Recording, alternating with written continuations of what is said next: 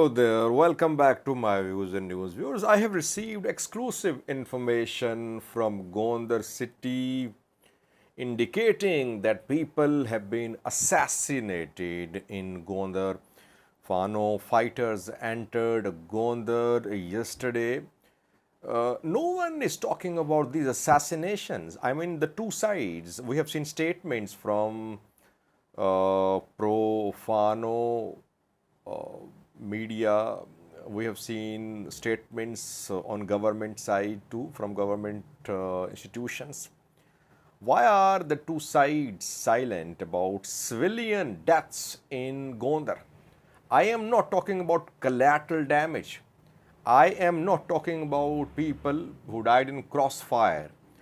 But in Gondar, people were targeted, they were assassinated. Who are the victims? We have details for you in this video. Before that, what is the latest situation? Any fighting in Gondar these minutes? Where is Fano now?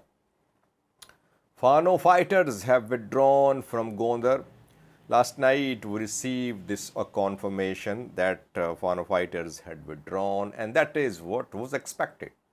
That is what I said in the last video, that Fano fighters would leave Gondar.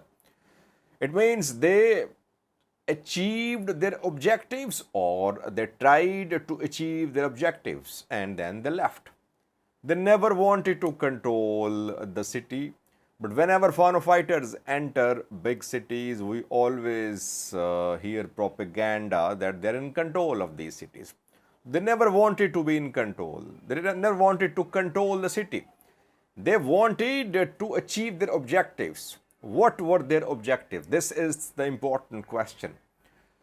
It seems that Fano fighters were well prepared. They had received intelligence in advance about what to do.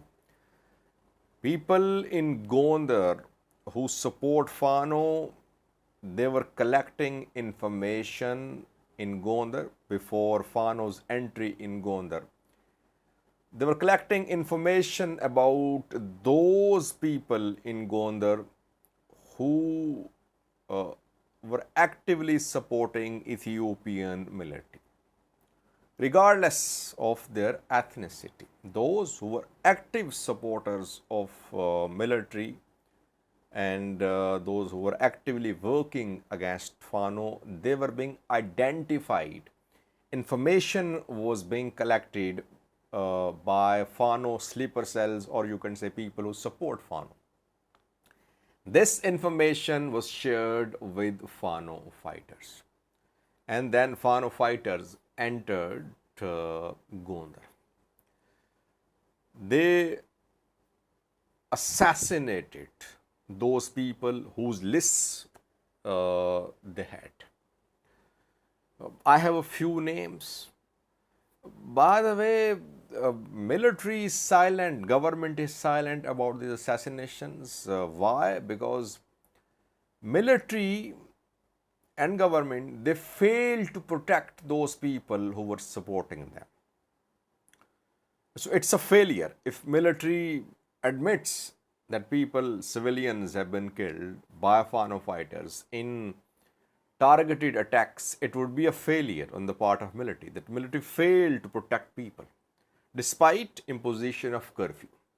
That is why we have seen statements from Ethiopian National Defense Force, from Gondar command post, and that 50 plus people have been killed, but no details about assassinations. Who were assassinated? Why were they assassinated? Names, no. So it would be an admission of failure on the part of military. Fano fighters are not going to confirm, they are not going to admit that they have killed people. That is what happens. They have carried out several assassinations in the Amharian so far, but they never claimed responsibility. They always say unknown forces. Here, only unknown force was Fano. Fano fighters entered Gondar. Now, different people from different walks of life have been assassinated by Fano fighters yesterday in Gondar. I have received a few names. Solomon Abate is a Gondar local who was actively supporting Ethiopian military. He donated sheep and chicken, other things to Ethiopian National Defense Force a few days ago. He's been assassinated. A man by the name of David who donated money, provided logistical support to ENDF, assassinated yesterday.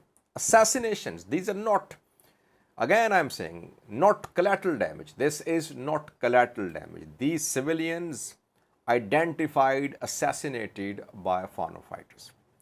Militia members, Maraki sub-city militia chief assassinated by Fano fighters. Reportedly, those who have been killed in these targeted strikes by Fano fighters include Zinash Tacho's relatives too.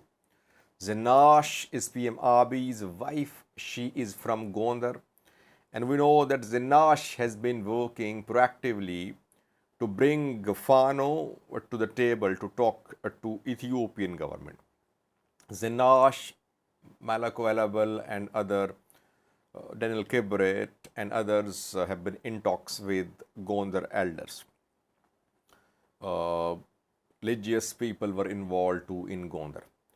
By the way, warnings were issued to some people who have been assassinated. Warnings were issued recently.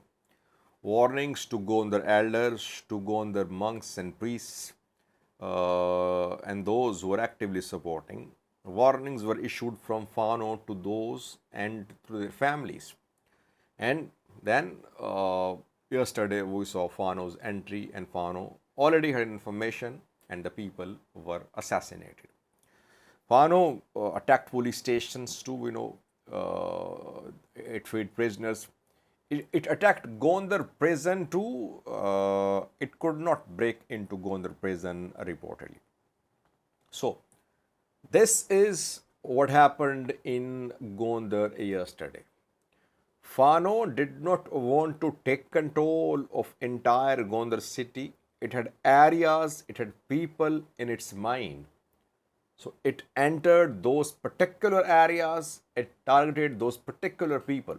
Obviously, it was confronted by Ethiopian National Defense Force too, and it carried out attacks on ENDF convoys, police stations, arms, ammunition were captured, supplies were captured too. A community store was attacked by Fano fighters and they captured some logistics from there. Yesterday's infiltration into Gondar from Fano is a clear message from Fano for the residents of Gondar, for the residents of other big town cities, that if people support military proactively, if they oppose Fano proactively, they'll be assassinated. Most of the assassinations we saw in the Amhara region in the past few weeks were of prosperity party officials, police officers, mayors, etc. But now ordinary civilians are being assassinated. Yesterday's people who were killed in Gondar include ordinary civilians. Their only crime was that they were supporting Ethiopian military. So a clear message from Fano for the people. It would be difficult for people to support military. Now, people would be fair in asking questions. Is military unable to protect people? How will people support military if military is not in a position to protect them? Just yesterday, we saw a message on Amhara television, state television, by a colonel, an Ethiopian army colonel. He was asking for support. He was asking for Dejan support, telling people that people should support military, that military is Ethiopian. Propaganda is being spread about the ethnicity of soldiers. How will people support military if military is unable to protect them? Now, these questions should be asked, will be asked. And what about Gondar elders? What are they going to do now? Because now Fano has told them that they can be assassinated too. Were any Gonder elders, religious leaders targeted too in yesterday's operation? I'm trying to get information, but so far I could not get any verified information. So I'll try to update you in coming videos. So while military is trying to give this impression as if it repelled Fano's attack, actual situation is that Fano carried out a surgical operation in Gondar. Surgical operation to assassinate people, to capture some weapons, to free prisoners, and to retreat with minimal losses. And that is what happened. Government last night, Ethiopian military and Gondar Fano command post last night published a statement mentioning names of Fano commanders who have been killed. 3 names mentioned, unknown people. Maybe they are commanders of lower level, but no top Fano commander has been killed in yesterday's operation by Fano in the Gondar city of the Amhara region. Only Solomon at the now was injured. It is being claimed by Ethiopian military, but he has not been captured. He has not been captured. We don't know where he is. Was he injured or not? Thanks for watching.